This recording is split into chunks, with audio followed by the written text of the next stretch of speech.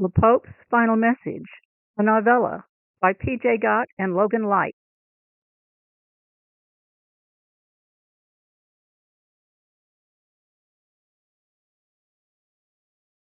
Chapter 4, The Theater of Knives. In a hidden chamber beneath the frescoed ceilings of the Palatine Hill, Cleopatra, Julius, and Marcus conspired to launch the greatest deception in Roman history. It would hold that title for barely a century, till a man named Paulus devised a greater and more lasting one. The mood was jubilant, as heretics can be when authoring a history. Today's task: create ideas for a script to report Julius Caesar's final day. Riddles, shadows, and signs. A script encoded for those with eyes to see and minds attuned to riddles, awaiting the day when the truth would be unveiled. "We should start with dreams," said Cleopatra, "and a warning from Calpurnia, a dizzy spell. Priests failed sacrifices, divine setup." Marcus nodded, smiling. "Picture this. Julius rises, troubled by vertigo and the weight of whispered omens. His doctors urge him to stay home. Calpurnia clings to him, terrified by visions, but then our Brutus enters."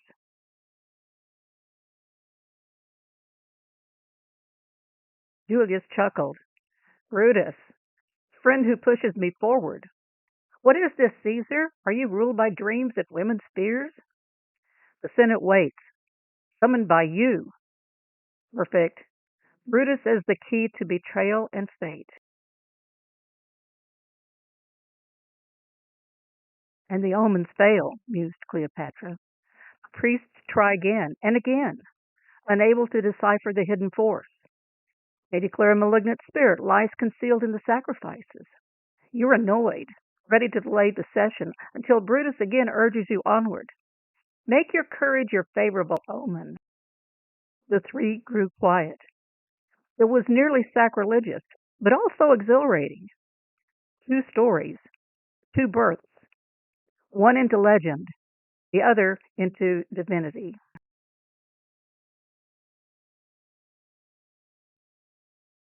"Now we give them misdirection," said Julius. "Let Nicolaus describe the actual attack with comedic chaos. Casca misses.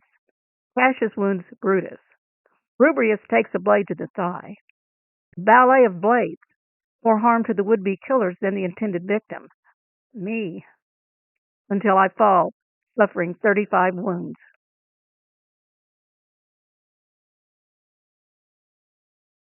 Marcus's eyes narrowed.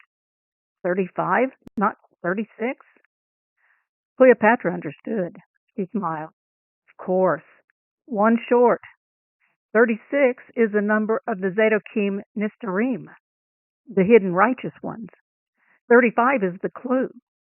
Julius survives to become the 36th concealed righteous one. Julius Caesar's life must end so Nasi Hillel's life can begin. Roman Jerusalem, joined under the guidance of God-Goddess." The room swelled with quiet awe. The tapestry slowly took form.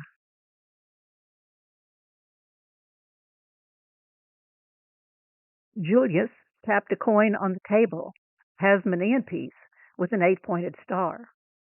Janaeus' coin, Simeon ben Shattah. Nasi Hillel, Gaius Julius Caesar. All names for the same soul. Their task was nearly complete. Final strokes of their historical illusion, a riddle for the righteous. One life ended beneath Pompey's statue, so another could walk the streets of Jerusalem. A trail of statues and inscriptions, royalty and slaves, victors and vanquished, all hidden in plain sight.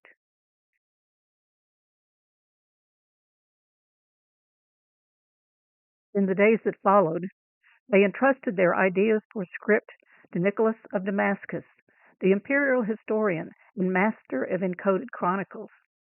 He wrote of Julius Caesar's assassination as history, yet wrapped it in riddles, shadowed in enigmas. His words danced around the edges of fact and fiction.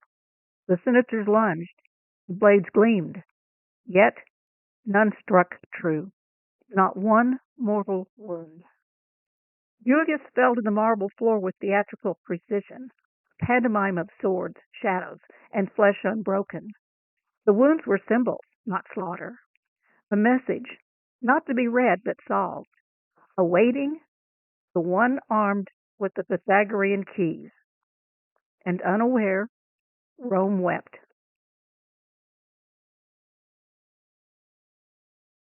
Later, in a villa outside Ephesus, the conspirators gathered again. Their laughter echoed off painted walls as they critiqued Nicholas's enigmatic history. He wrote of Tyche, Cleopatra said, tracing the figure etched on a Roman coin, the goddess of fate, crowned with a city's ramparts. Her own profile graced the reverse. It's perfect. The public sees a goddess and a queen, never realizing they're one and the same.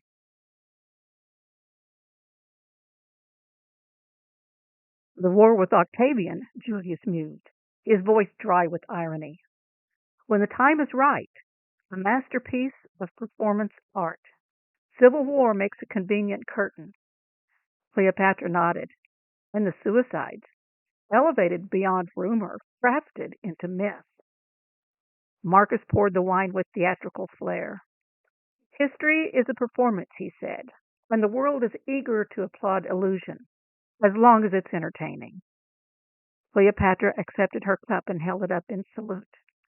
We need only one final act. Betrayal, madness, poison, something worthy of a tragedy.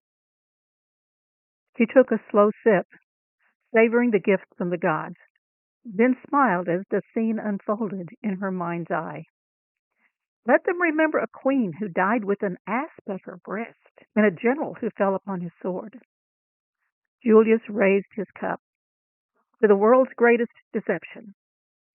They drank beneath the oil lamps, authors of a history that would take millennia to unveil. Their drama was not lie, it was truth buried in symbols, awaiting the one who could decode the divine disguises.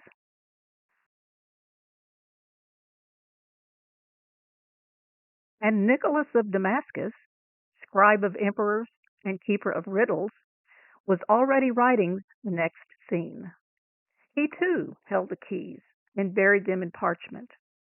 The name that masked Cleopatra, Dynamis, would be invoked by Plutarch in his plagiarized version of Nicholas's original. And Luke places Dynamis with the Virgin Mary as she is blessed by the angel Gabriel.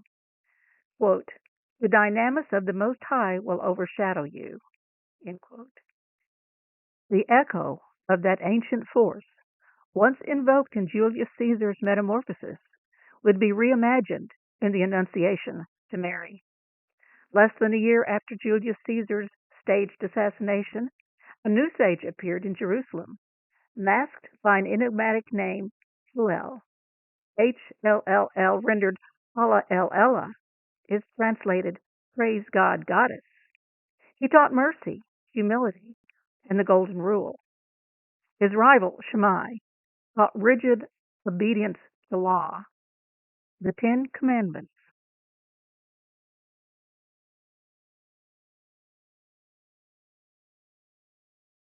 To secure the Nazarene legacy, Cleopatra appointed Marcus to compose a sacred play, the Midrash. It would fulfill the prophecies of Micah 4:8-10 and 5:2 and 3, the return of daughter Jerusalem and the birth of a king from Bethlehem. BTLHM, a sacred enigma, Bethlehem, but also Betula-M, Virgin Mother, and Bat Ella-M, daughter of Goddess Mother, and Bet Ella-M, house of Goddess Mother, and Bethlehem, house of bread. Answers to riddles, solutions to puzzles, embedded in a single string of Hebrew consonants.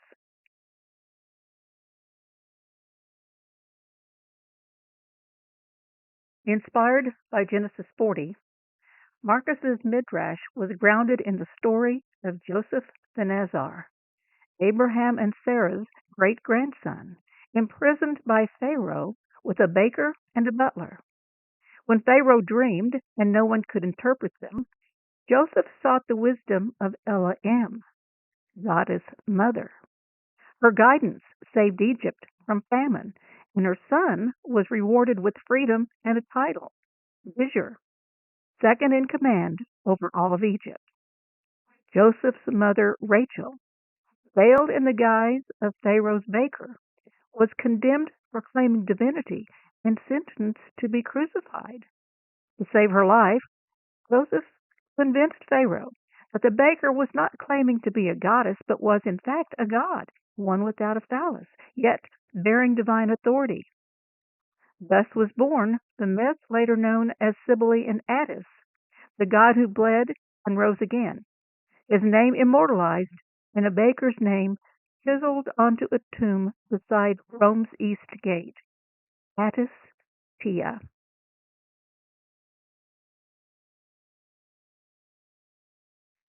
Marcus updated the story of Joseph's triumph at Pharaoh's court. Joseph's son, Yazus, Yahweh plus Zeus, offers to die in place of his mother, the Bethlehem.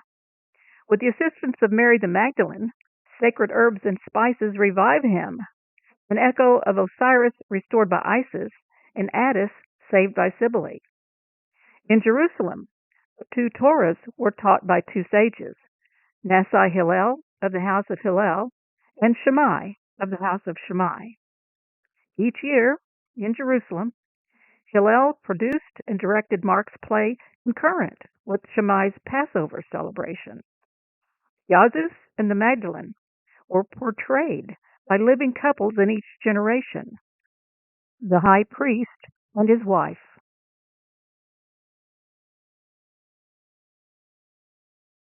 But Shammai's disciple Matthias fought back in defense of Yahweh. He claimed Jesus was called the Nazarene because he came from a town called Nazareth. He severed the Nazarene roots that were planted in Genesis. In a valiant effort to preserve Jesus the Nazarene, child of El and Elohim, from the distraction and deception of Jesus from Nazareth, child of Yahweh, the author of Acts identifies Paul as a Mathetes, disciple of Gamaliel, grandson of Hillel. The implication is striking. Paul, later masked as the author of the Gospel of Matthew, was raised in the very household where the Nazarene way once thrived. The name GMLL, in Hebrew, Gamma El Ella, may be translated God Goddess within. Nazarene high priest, Nasi Hillel, his son Simeon, his grandson Gamaliel, and his great-grandsons bore the title Yazus.